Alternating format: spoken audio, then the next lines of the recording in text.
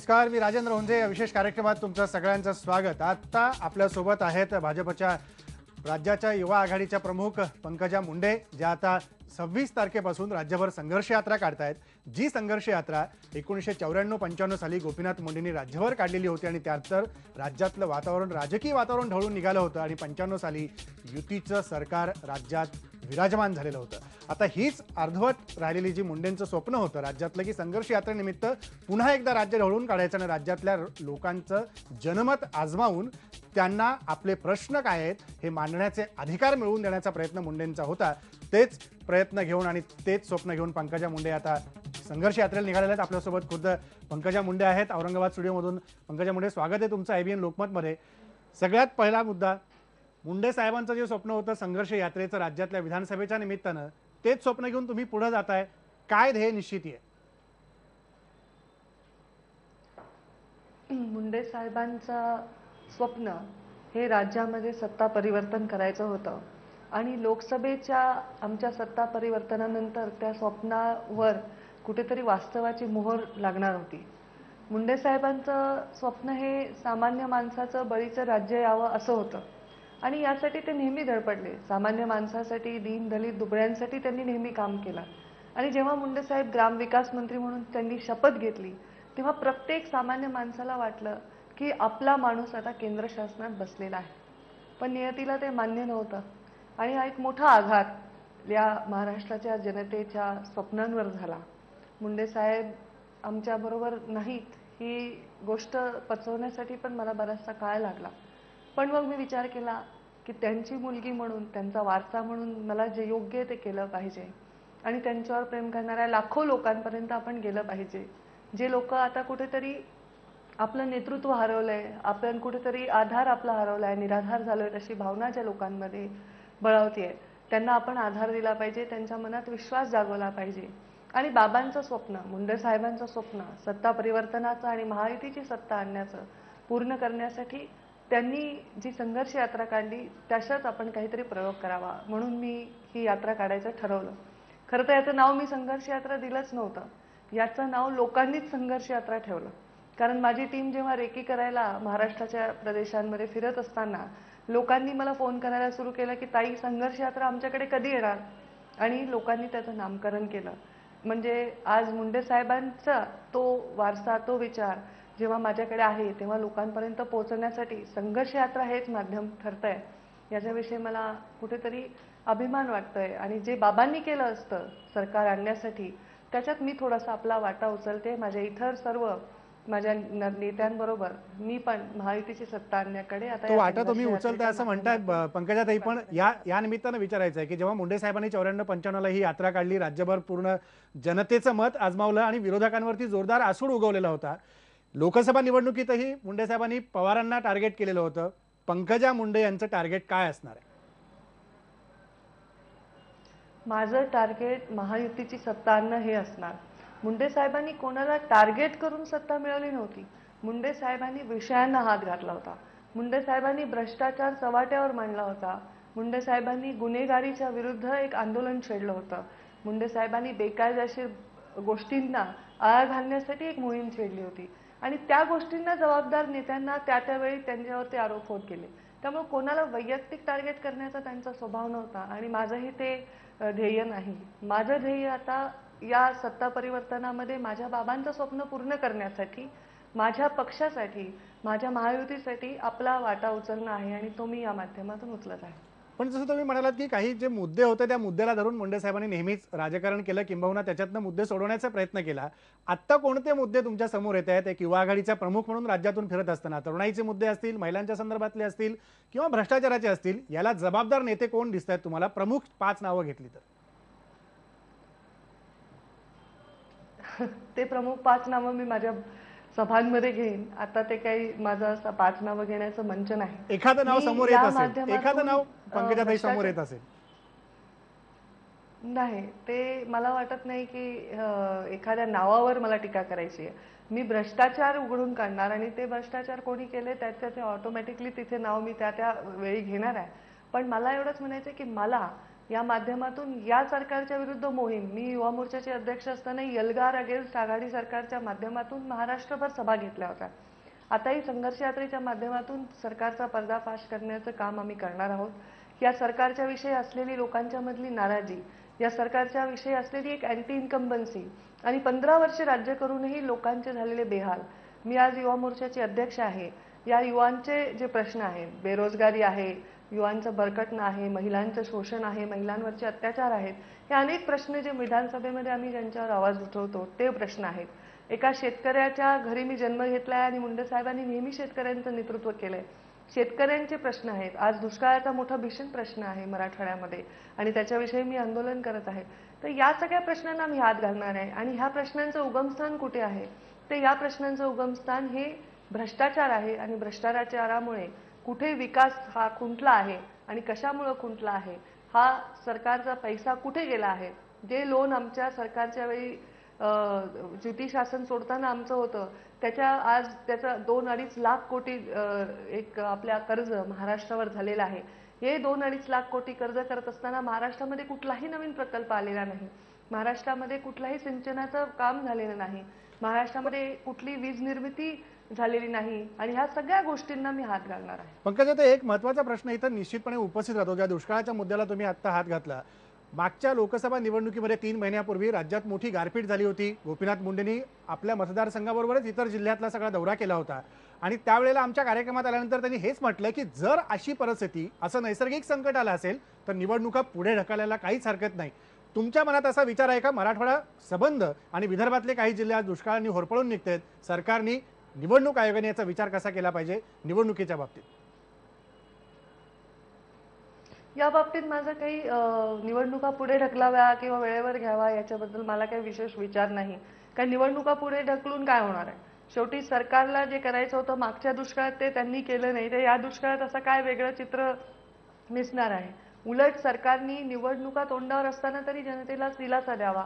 सरकारने मराठवाड्यासारख्या भागामधलं मी नेतृत्व करते. सरकारने या मराठवाड्यामध्ये जी जनता आहे, जे शेतकरी आहेत, ज्यांना कुठेतरी दिलासा द्यायची गरज आहे, असे निर्णय घ्यायला पाहिजेत. जर निवडणुका केवळ पुढे ढकलून काही होत नाही. या सरकारला एखादा महिना आणखी काम करायला मिळेल आणि 15 वर्षे त्यांनी काही केलं नाही, ते अजून 1 महिन्यात काहीच करतील याच्याबद्दल मला वाटत नाही. जनतेची सुद्धा काही अपेक्षा आहे. जनतेला सुद्धा निवडणुका हव्या असतील आणि बदल हवा असेल असा मला पूर्ण आत्मविश्वास आहे.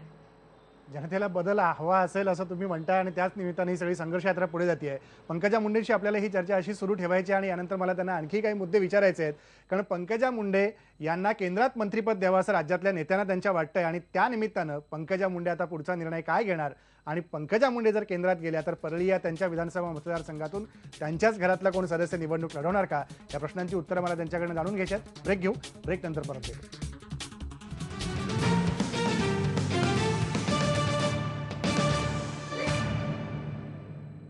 ब्रेकनंतर स्वागत तुमचं. आपण थेट जाऊया औरंगाबादला. पंकजा मुंडे आपल्यासोबत आहेत. पंकजा, ज्या संघर्ष यात्रेचा आपण उल्लेख करतोय, ही संघर्ष यात्रा जिजाऊच्या जन्मस्थानापासून सिंदखेड राजा ते चौंडी अहिल्याबाई होळकरांच्या जन्मस्थानापर्यंत अशी ती जाणार आहे. काय टप्पे त्याचे असणार आहेत? कोणते मतदारसंघ तुम्ही फिरणार आहात? ही यात्रा सिंदखेड राजाला सुरू होणार आहे. जिजाऊंचं जन्मस्थान आणि जिजाऊंच्या जन्मस्थानापासून ही यात्रा चौंडीपर्यंत जाणार आहे. अहिल्यादेवी होळकरांचं जन्मस्थान तिथे आहे आणि इथे जात असताना नायगावला सावित्रीबाई फुले सावित्रीबाई फुलेंच्या जन्मस्थानी पण ही यात्रा जाणार आहे.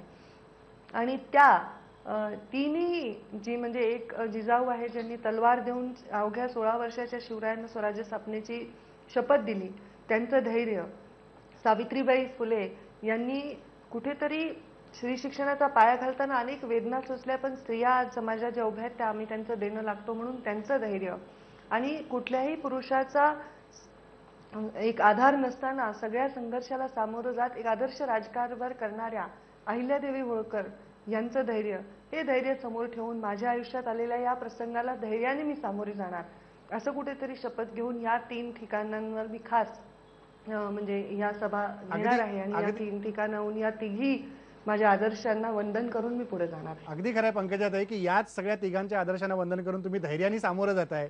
त्यामुळे मला आणखी प्रश्न या निमित्ताने विचारावा असं वाटतो की लोकसभा पोटनिवडणूक पंकजा मुंडे यावेळेस लढवणार का? निवडणूक मी कुठली लढवणार याबद्दल मी अजून काही ठरवलेलं नाही. कारण माझं ध्येय आता महायुतीची सत्ता स्थापन करण्यासाठी माझा रोल मी काय प्ले करते हे महत्त्वाचं आहे. त्यामुळे निवडणूक कुठली लढवणार यापेक्षा मी किती मतदारसंघात जाऊ शकते, किती मतदारसंघात मी लोकांना संपर्क करू शकते, त्यांचं सत्ता परिवर्तनाकडे त्यांना त्याच्यात सहभागी करून घेऊ शकते, याच्याकडे माझं जास्त लक्ष आहे. त्यामुळे लोकसभा लढवायची का विधानसभा याच्याबद्दल अजून मी कुठलाही निर्णय केला नाही. म्हणजे याचा लोकांची इच्छा आहे की अर्थ मी साहेबांची जागा घ्यावी. याचा अर्थ आम्ही असा घ्यायचा की पंकजा मुंडे या साहेबांची राज्यातच, जागा घ्यावी अशी लोकांची इच्छा आहे. म्हणजे तुम्ही लोकसभा निवडणूक लढवणार आहात असे संकेत आम्ही मानायचे? नाही नाही, लोकांची इच्छा आहे मी साहेबांची जागा घ्यावी. तर मला हेच लोकांना सांगायचं आहे आपल्या माध्यमातून की केवळ लोकसभा लढणं म्हणजे साहेबांची जागा घेणं नाही. साहेबांची जागा त्यांच्यावर प्रेम करणाऱ्या लोकांना आज मी आधार देणं आणि त्यांच्यासारखंच या सत्ता परिवर्तनाच्या या महायुद्धामध्ये कुठेतरी तलवार घेऊन सगळ्यात अग्रेसर राहणं, ही मला वाटतं माझी भूमिका साहेबांचा ऑलरेडी जागा घेतल्यासारखीच आहे. त्यामुळे मला आता निवडणूक कोणती लढवायची या विषयावर माझा फारसा निर्णय झालेला नाही. तो निर्णय मी येणाऱ्या लवकरच, मला वाटतं फार त्याला वेळ लागणार नाही, संघर्ष यात्रा माझी पुरी होईपर्यंत हा निर्णय पण होईल. दुसरी चर्चा पंकजाताई अशी आहे की तुम्ही आणि तुमची धाकटी बहीण प्रीतम याही निवडणुकीच्या रिंगणात येतील अशी चर्चा आता सुरू झालेली आहे. शक्यता किती वाटते जर लोकसभेला पंकजा मुंडे निवडून केंद्रात गेल्या तर परळी विधानसभा प्रीतम खाडे लढवणार का? आता मुळामध्ये जेव्हा बाबा गेले म्हणजे मुंडे साहेबांच्या निधनानंतर आम्ही जगात काय चाललंय याच्याशी फारशा परिचित नव्हतो. पण कुठेतरी आमच्या तिघींचे फोटो, कुठेतरी आम्ही कशा धीराने उभ्या राहिलो किंवा काय याची चर्चा झाली, जे मी काही लोकांकडनं ऐकलं त्याच्यामध्ये ऑटोमॅटिकली ही या दोघी पण पुढे आल्या, ज्या कधीही राजकारणात नव्हत्या, कुठल्याही ग्लॅमरमध्ये कुठल्याही लाईमलाईटमध्ये नव्हत्या. पण माझ्या तेव्हा बाबांच्या पाठीमागे मी असायचे, बाबांच्या खांद्याला खांदा लावून मी काम करायचे. तेव्हा आता बाबा नसताना आपल्या बहिणीला आपली गरज आहे, यामुळे त्या माझ्याबरोबर काम करायला तयार झालेल्या आहेत, त्या माझं काम करत आहेत.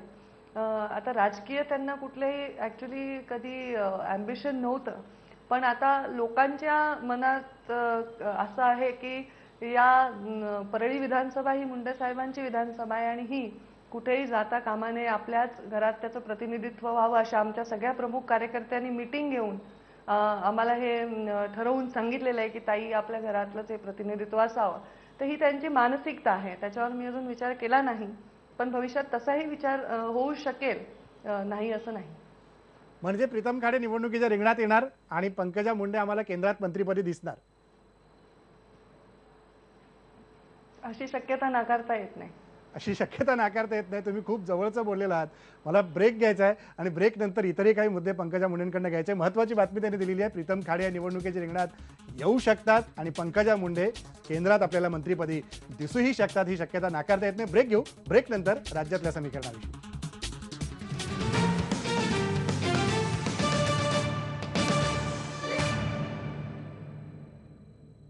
ब्रेक नंतर स्वागत तुमचं. आपण थेट जाऊया औरंगाबादला पुन्हा एकदा. पंकजाताई, मगाशाच मुद्द्याचा धागा जोडून मला पुढे विचारायचं आहे की राज्यात सत्ता आणणं हे तुमचं ध्येय असणार आहे संघर्ष यात्रेमध्ये. जर राज्यात सत्ता आली महायुतीची, येईल अशी शक्यता आता आहे. या परिस्थितीत तुम्ही केंद्रात जाण्याचं ठरवलं तर केंद्रातलं मंत्रिपद की राज्यात पहिली महिला मुख्यमंत्री असा पर्याय निवडणार काय? मी निवडणुकांच्या बाबतीत दोघेही रिंगणात उतरू शकतो याच्याबद्दल होकार दिला. मंत्रिपदाच्या बाबतीत मी काहीच बोललेली नाही, कारण मंत्रिपदाची मागणी मी वैयक्तिक केलेली नाही केंद्रामध्ये. माझ्या पक्षाचं असं मत होतं मुंडे साहेबांच्या जाण्यानंतर, ही मागणी माझ्या पक्षश्रेष्ठींनी करून मला सन्मान दिला, त्याबद्दल मी खरंच त्यांचे आभारी आहे. पण मी केंद्रात जावं का राज्यात राहावं याच्याबद्दलचा निर्णय माझा अजूनही झालेला नाही. आणि मुख्यमंत्री पदाचा विषयच नाही. मी मुख्यमंत्री पदाची स्वतःला दावेदार म्हणून पोट्रे करण्यासाठी ही यात्रा करते किंवा मी माझं काम करते असं नाही. म्हणजे मला फक्त माझ्या बाबांचं स्वप्न पूर्ण करायचं आहे आणि त्याच्यासाठी मी हे सगळं करत आहे. त्यामुळे मला आता मंत्रिपदापेक्षाही सत्ता परिवर्तन झालं आणि त्यात पंकजा मुंडेंनी आपला वाटा उचलला हे सिद्ध करायचं आणि ही माझ्या बाबांसाठी माझी सगळ्यात मोठी श्रद्धांजली असणार आहे. अगदी खरं. याला जोडूनच मला प्रश्न पुढचा विचारायचा की तुम्ही सुरुवातीला म्हणालात की माझी सावली गेली, गोपीनाथ मुंडे गेल्यानंतर माझी सावली गेली असं तुम्ही म्हणालात. आत्ता त्यांच्या जाण्यानंतर, मुंडे साहेबांनंतर भारतीय जनता पार्टी ही सावलीसारखी तुमच्या पाठीशी आत्ता उभी असलेली तुम्हाला वाटते का? हो, भारतीय जनता पार्टी अगदी मला सावलीसारखी माझ्या पाठीशी उभी आहे. मुंडे साहेबांची सावली कारण ते माझे पिता आहेत आणि त्यांचं प्रेम मला कोणीच या जगात देऊ शकत नाही. त्यामुळे त्यांनी मला जी सावली दिली ती सावली साहजिक मी त्या मिस करते. त्यांचा आधार, त्यांचं असणं, त्यांचं माझ्या आयुष्यात असणं हे फार गरजेचं होतं. आमच्या सर्वांच्या आयुष्यात असणं आणि त्यांचं अकाली जाणं हे आम्हाला कधीही ते पहिले दिवस आनंदाचे देऊ शकणार नाही आणि त्यामुळे आता कर्तृत्व आणि कर्तव्य याच्यासाठी मी हे काम करत आहे. त्यामुळे मी सावली माझ्या पक्षाने मला दिलीच, कारण मी निवडणूक कोणती लढावी, काय लढावी याच्यातनं जाता डायरेक्ट मंत्रिपदाची मागणी माझ्यासाठी माझ्या कोर कमिटीने केली. मुंडे साहेबांचं कोर कमिटीचं स्थान मला दिलं आणि आता माझ्या प्रत्येक गोष्टीमध्ये मला सहकार्याची भूमिका माझे पक्षश्रेष्ठी घेत आहेत. नरेंद्रजी मोदींनी पण मला खूप आशीर्वाद दिले आणि मला भेटले. मला त्यांनी पुढे आयुष्याने उमेद जगण्याच्या एक दिशा दिली आणि अतिशय सावलीसारखा पक्ष माझ्या पाठीशी उभा आहे आणि आज पुढेही उभा राहील असं मला पूर्ण पंकजाताई, विश्वास आहे. शेवटचे 2 महत्त्वाचे प्रश्न अगदी थोडक्यात मला विचारायचे आहेत. एक पहिला की परळी म्हटलं की परत नेहमीच वाद येतो मुंडे विरुद्ध मुंडे. अशी चर्चा आता आहे की पक्षातल्या तुमचेच काही नेते हे धनंजय मुंडे आणि पंकजा मुंडे यांच्यात समेट घडवण्याचा प्रयत्न करतायत. ही शक्यता तुम्हाला किती वाटते? माझ्यापर्यंत काही असा प्रस्ताव आलेला नाही आणि मीडियातल्या आणि व्हॉट्सअपवरच्या चर्चा कितपत खऱ्या असतात याच्याबद्दल मला शंकाच आहे. त्यामुळे माझ्याकडे कोणताही प्रस्ताव असा कोणाचाही आला नाही. ना तो पक्षाचा प्रस्ताव आला आलाय, तर ना स्वीकारणार व्यक्तीचा का? आलाय, ना प्रस्ताव आला तर कुठलाही असा स्वीकारणार प्रस्ताव का? माझ्याकडे आलाय. असा प्रस्ताव स्वीकारण्याचा संबंधच येत नाही, कारण या वाटा वेगवेगळ्या आहेत. ते त्यांच्या जागी योग्य आहेत. मला ना राग आहे ना लोभ आहे. माझ्या पूर्ण आशीर्वाद आणि शुभेच्छा त्यांच्याशी पाठीशी आहेत, पण ते त्यांच्या वाटेवर एका गेलेले आहेत. त्या वाटा पुढे जुळतील असं मला वाटत नाही, कारण आम्ही 2 वेगवेगळ्या विचारांच्या पक्षांमध्ये गेलो आहोत. त्यामुळे आम्ही 2 वेगवेगळ्या विचारांच्या धारा परत एक आल्या तर मग मला वाटत नाही ते काहीतरी अनैसर्गिक होईल आता. त्यामुळे मला तरी माझ्या पातळीवर वाटत नाही की अशा प्रकारचे कुठलेही प्रयत्न चाललेले आहेत त्यांच्याकडूनही किंवा माझ्याकडूनही. त्यामुळे असा काही प्रस्ताव तर आलेला नाही. आला तरी मला ते कठीण दिसतंय. एक शेवटचा प्रश्न, भाजपच्या युवा आघाडीच्या नेत्या म्हणून तुम्हाला काय वाटतं, या निवडणुकीत विधानसभेत भाजपला किती जागा मिळाल्या? 144 की जुनाच फॉर्म्युला? हे पहा, महायुतीची बैठक होईल. आमच्या जागा महायुतीच्या पहिल्या वाटल्या जातील. महायुतीच्या घटक पक्षांना जागा किती द्यायच्या ते ठरवलं जाईल. युतीच्या जागांची बैठक होईल. त्याच्यात युतीमध्ये शिवसेना आणि भारतीय जनता पार्टीमध्ये किती म्हणजे काय ठरेल त्याच्यावर हे पुढचे निर्णय होतील आणि ते निर्णय आम्ही कोर कमिटीचे लोक आणि शिवसेनेचे सर्व नेते मिळून आणि महायुतीचे घटक म्हणून करू आणि त्याच्यामध्ये योग्य तो निर्णय होऊन आम्ही निवडणुकीला सामोरं जाऊ. त्यामुळे कितपत जागा घ्याव्या, किती जागा घ्याव्या हा विषय, हा टप्पा अजून आलेला नाही. हा पुढचा टप्पा आहे. आधी महायुतीतील घटक पक्षांना जागा देण्याचा आमचा निर्णय चालू आहे. धन्यवाद पंकजा मुंडे, तुम्ही आलात आणि थेट या सगळ्या संदर्भातली आपली मतं मांडलीत आणि खूप शुभेच्छा तुम्हाला तुमच्या संघर्ष यात्रेसाठी.